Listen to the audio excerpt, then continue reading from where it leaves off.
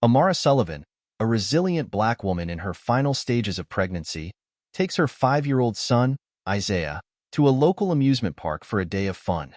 Confined to a wheelchair, her request for accessible entry spirals into a confrontation with security guard Officer Hayes and aggressive Officer Ben Steele, who racially profiles and threatens her.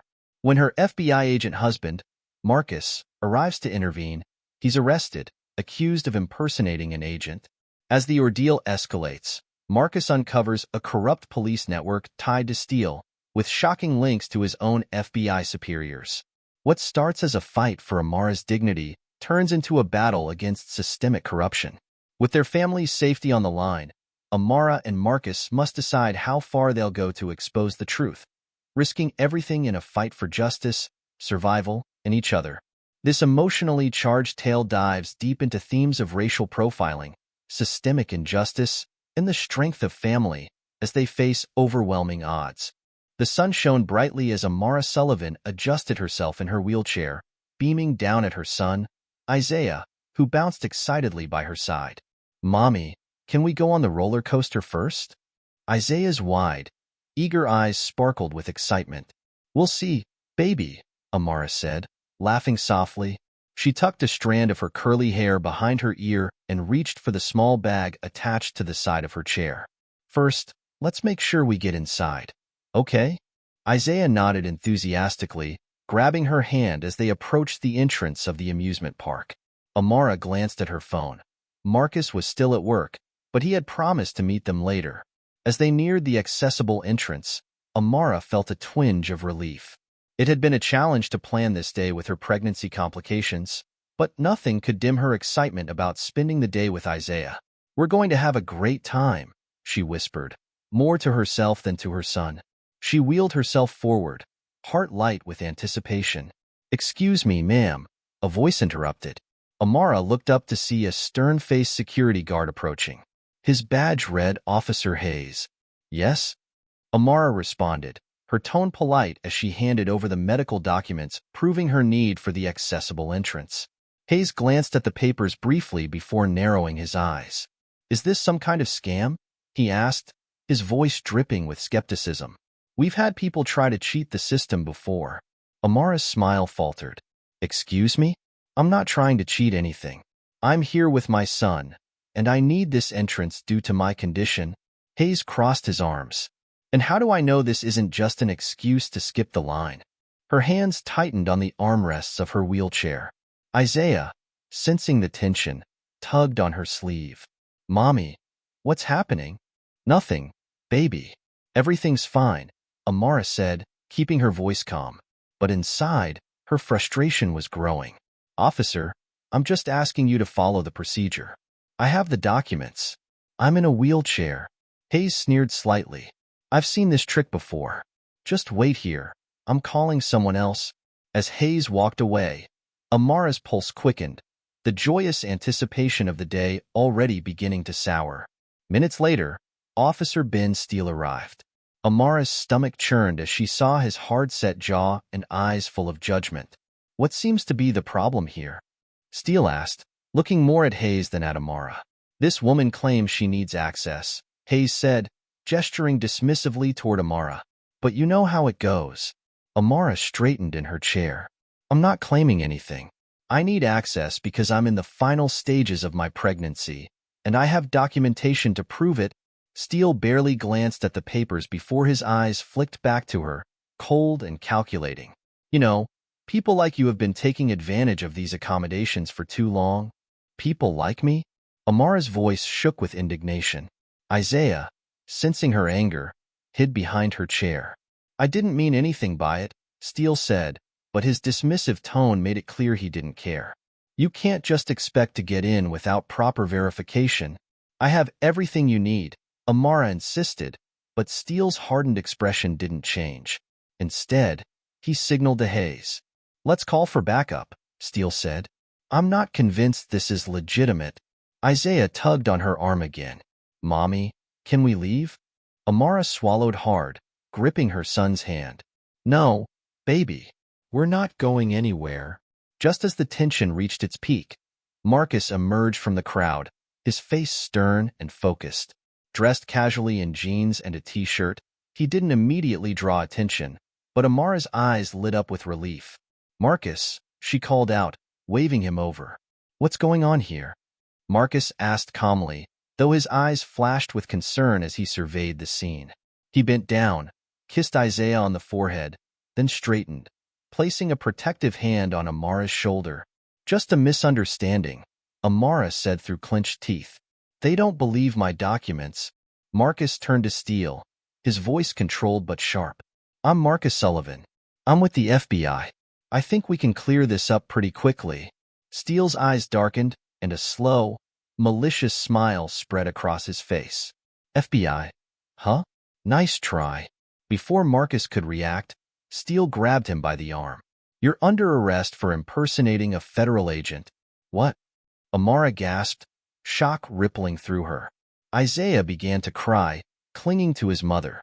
"Let go of him," she shouted, but Steele tightened his grip, signaling for backup. A crowd gathered as Steele hauled Marcus toward his patrol car, despite the rising protest from bystanders. "He's telling the truth," one woman shouted from the crowd. "Let him go." "Back off," Steele barked, his face red with frustration. He shoved Marcus into the back of the car, slamming the door as Isaiah's cries echoed through the chaos. Amara, her heart pounding, wheeled herself closer to the police car. "You can't do this. He's my husband, and he's a federal agent." Marcus sat in the cold cell, staring at the cracked concrete wall. The metallic clank of his handcuffs felt heavier with every passing second. His mind raced with a mixture of anger and disbelief. Officer Steele had arrested him, accused him of impersonating a federal agent in front of Amara and Isaiah. He clenched his fists, his thoughts interrupted by a soft knock on the bars. "Marcus," a familiar voice whispered. "Amara? How did you get back here?" he asked, his voice hoarse. "They wouldn't let me in, but I had to see you." She was just outside the small window, her voice filled with tension. "Are you okay?" "I'll be fine," Marcus assured her, though his tone was grim. "But this is bigger than what happened at the park." "Steele, he's covering something up." Amara's breath hitched. "What do we do?" "We fight," Marcus replied firmly, his gaze hardening. "We don't stop until the truth comes out." By the time Amara arrived home, the front yard was filled with reporters and onlookers. Cameras flashed, and microphones were thrust toward her as she wheeled herself forward. Isaiah clung to her side, his small fingers gripping her arm as questions bombarded them. "Mrs. Sullivan, is your husband really an FBI agent? Is it true that the police refused to acknowledge his credentials?" a reporter asked, voice eager for a headline. "Please, no comment," Amara responded, keeping her head down. Isaiah's wide eyes darted nervously from the crowd to his mother.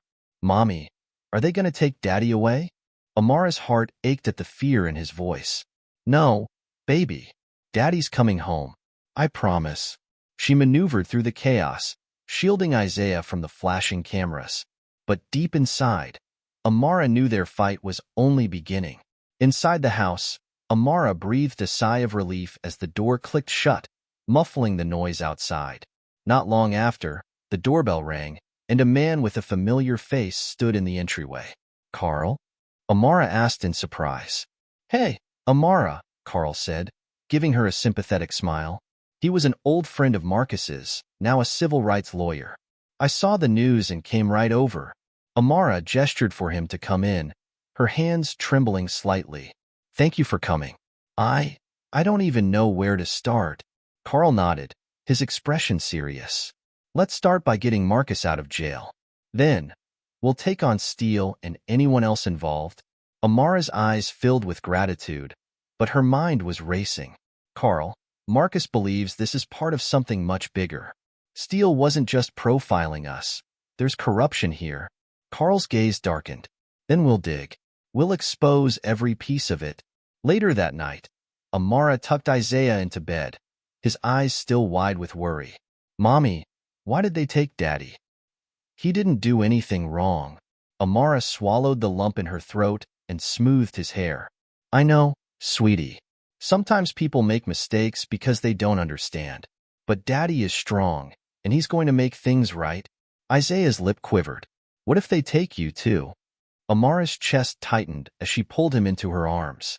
I won't let that happen. We're going to be okay, I promise. He nodded, but the uncertainty remained in his small face. As Amara kissed him goodnight, she whispered a silent vow. They would not be silent. Not now.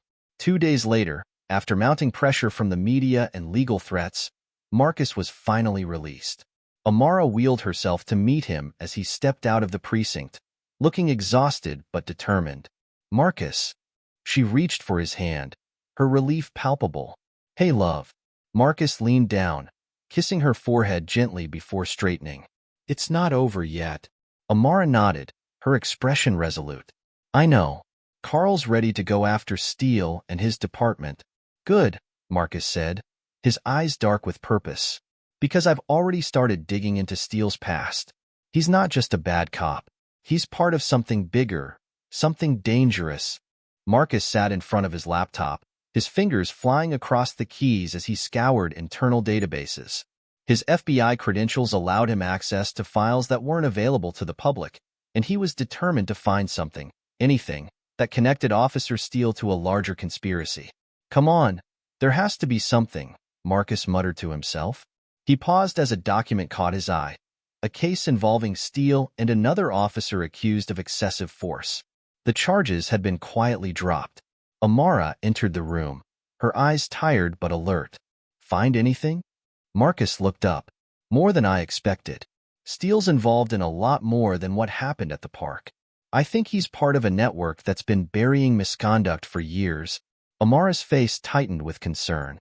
And we're caught right in the middle of it. A few days later, Amara sat in a small community center, surrounded by local activists and concerned citizens. She had been invited to speak about her experience, and as she wheeled to the front of the room, her heart pounded.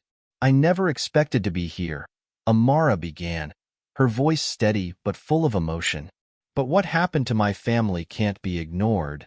The crowd listened intently as she recounted the events at the amusement park, the mistreatment, the arrest of her husband, and the fear that had gripped her ever since. We can't let this continue, Amara said, her voice rising. We have to fight for justice, not just for us, but for every family affected by this kind of abuse. As she finished, the crowd erupted in applause. Amara glanced at Marcus, who was standing at the back of the room, his expression proud but somber. That night, back at home, Marcus and Amara sat in their living room, the weight of their fight settling heavily between them. Are you sure we're doing the right thing? Amara asked, her voice barely above a whisper. Marcus sighed, leaning forward with his elbows on his knees. I know it's dangerous, but if we don't fight, who will? Steele's corruption runs deep, Amara. It's not just about us anymore. Amara nodded, though her eyes were clouded with worry. But what about Isaiah? We can't let him get caught in the crossfire. Marcus took her hand, his gaze steady. I won't let anything happen to him, to either of you. I promise. Meanwhile, at the police station, Steele sat behind his desk, glaring at the growing pile of complaints and reports against him. His department was feeling the heat from the media and the public after Amara's speech. One of his colleagues, Officer Hayes, leaned against the doorframe. They're coming after you, Steele. This isn't going away. Steele scowled. I won't go down that easily. I've worked too hard to let some family ruin me. Hayes shook his head. You should have backed off when you had the chance. Steele's eyes narrowed. I'll handle it. One way or another. Back at the FBI office, Marcus's search had led him to something even darker than he expected. He sat staring at a series of documents that connected Steele not only to local corruption, but to a network that reached into federal law enforcement. He ran a hand over his face, his pulse quickening. This goes all the way to the top. Amara entered the room, sensing the tension. Marcus? What is it? Marcus looked at her, his face pale. It's not just Steele. There are people in the FBI connected to this. We're up against something much bigger than I thought. Amara's eyes widened as the gravity of the situation hit them both. What do we do now? Marcus closed the laptop, his jaw set. We expose them. All of them. Amara sat in the kitchen, sipping her tea, when a sudden knock on the door startled her. Marcus rushed in from the living room, eyes wary. He peeked through the window before opening it, revealing a small package left on their doorstep. Inside, a single note read, "Back off, or else." Amara's hand trembled as she read the words. "Marcus, this is serious. They know where we live." Marcus clenched his jaw, his voice low. "They're trying to scare us into silence." Amara's gaze was steely. "They don't know who they're messing with." Later that evening, Marcus and Amara invited a few trusted activists and community leaders to their home. The air was thick with tension as they shared their findings about Steele's corruption and the larger network at play. "We can't fight this alone," Marcus said, pacing the room. "We need support from the community." One of the activists, Maya, leaned forward. "We're with you. This isn't just your fight anymore. It's all of ours." Amara looked around the room, her heart swelling with a mix of gratitude and determination. "We won't stop until the truth is exposed." The next morning, Marcus returned to his office, determined to dig deeper into Steele's connections. But as he tried to access certain files, his login was denied. "Access restricted?" Marcus muttered under his breath, frustration bubbling inside him. He stormed into his supervisor's office. "I need access to these files. There's something big going on, and I think people inside the bureau are involved." His supervisor, Agent Carter, glanced up, his face unreadable. "You're overstepping, Marcus. Leave this alone." Marcus's heart sank. "You're protecting them, aren't you?" Carter's silence was the only confirmation Marcus needed. Meanwhile, Amara found herself standing at a public hearing, facing Officer Steele for the first time since the amusement park incident. The room was packed with reporters and community members. Steele's cold eyes met hers as she began to speak. "You used your authority to intimidate and profile my family." Amara's voice rang out, clear and unwavering. "And now, we know it's not just us. You've been doing this for years." Steele smirked, but tension rippled through the crowd. As Amara's words echoed in the room, Steele's mask of composure began to crack. That night, the Sullivan household was eerily quiet until the sound of breaking glass shattered the stillness. Marcus bolted out of bed, racing downstairs to find a brick lying on the floor, its message clear. "This is your last warning."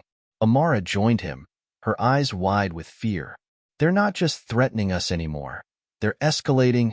Marcus wrapped his arms around her, his voice firm despite the terror creeping into his chest. "We're not backing down, Amara, but we need to be ready. Things are about to get even more dangerous." As they stood together, facing the reality of their battle, they knew there was no turning back now. Marcus and Amara sat at the large wooden table in the community center, surrounded by their legal team and allies. The atmosphere was tense as they mapped out their strategy to combat the growing threats from Steele and his network. "We need to go public with everything we have," Carl, their lawyer, insisted. "The more people know, the harder it'll be for them to silence you." Amara nodded, but her eyes were heavy with concern. "Going public means putting a target on our backs, Carl. We've already had threats." Marcus placed a hand on hers. "We're in this together, Amara. No matter what happens." That evening, Amara drove home alone after a meeting. As she turned onto the quiet street leading to their house, her rearview mirror caught a glimpse of headlights following her, too close for comfort. Her heart raced. "Steele's people," she muttered under her breath. She made a quick turn, hoping to shake the car off, but it followed her every move. She sped up, hands gripping the steering wheel tightly, and turned into a side street, finally losing them. Breathing heavily, she pulled over, her hands trembling. "This is getting worse," she whispered. A few days later, Marcus's FBI contacts arranged for the family to move to a safe house. It was a small, secluded place, far from their familiar surroundings. "This is the best place for now," Marcus said as he unpacked some essentials. "We need to lay low until we can bring this to light." Amara sat on the edge of the bed, staring at the bare walls. "I hate that we're hiding, Marcus. This isn't living." "I know," he said, sitting beside her. "But it's the only way to keep you and Isaiah safe." She looked up at him, her voice soft. "Promise me we'll get through this."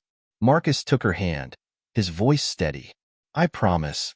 Back at the precinct, Steele was feeling the walls close in.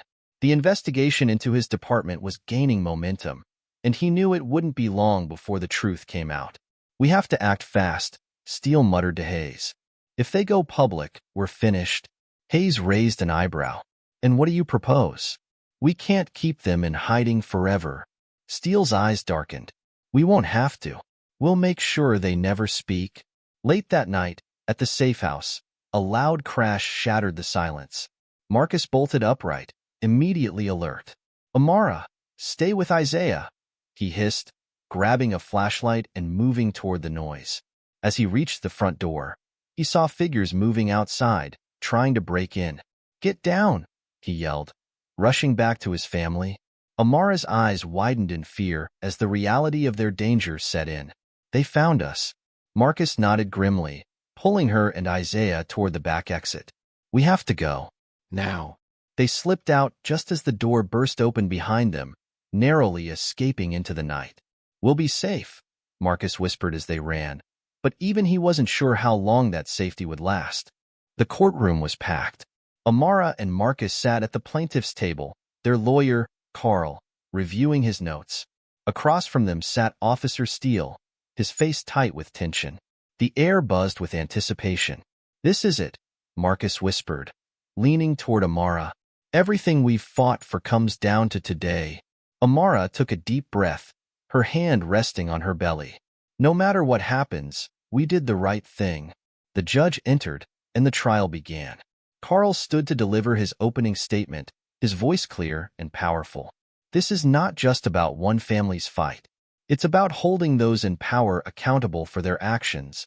Over the next few days, the courtroom heard witness after witness testify. Amara and Marcus both took the stand, recounting the traumatic events at the amusement park. Amara's voice trembled slightly as she described the fear for her family's safety. "When my husband showed his badge, they didn't listen. They didn't care. Because to them, we weren't human beings. We were threats." The jury listened intently, and the tension in the room was palpable as Steele's misconduct was laid bare. During a recess, Steele paced the courthouse hallway, his face flushed with anger. His lawyer approached him, whispering urgently, but Steele brushed him off. "They're making me look like a monster," Steele muttered, running his hands through his hair. "That's because you are one," Marcus said, appearing at the door. Steele glared at him, but for the first time, the confidence was gone from his eyes. "You don't get it, do you?" Steele snapped. "You'll never win." Marcus stared him down, unflinching. "We already have." When the jury returned, the room fell silent. The judge's voice rang out. "We find the defendant, Officer Ben Steele, guilty of misconduct and abuse of power." Amara squeezed Marcus's hand, relief flooding her as the courtroom erupted. But her joy was tempered by the next words. "However, we find insufficient evidence to convict others involved." A bittersweet feeling settled over the Sullivans. They had won a battle, but the war wasn't over. Outside the courthouse, a crowd had gathered, their cheers filling the air as Marcus and Amara stepped out. Reporters rushed forward, microphones thrust toward them. Marcus raised a hand to quiet the crowd. "This is just the beginning. We will continue to fight for justice, not just for us, but for everyone who has been wronged." Amara, standing proudly by his side, nodded. "We may be up against the odds, but we won't stop. Together, we're stronger." As they looked out at the crowd, filled with supporters and those whose lives they had touched, they knew their fight was far from over. But they were ready for whatever came next.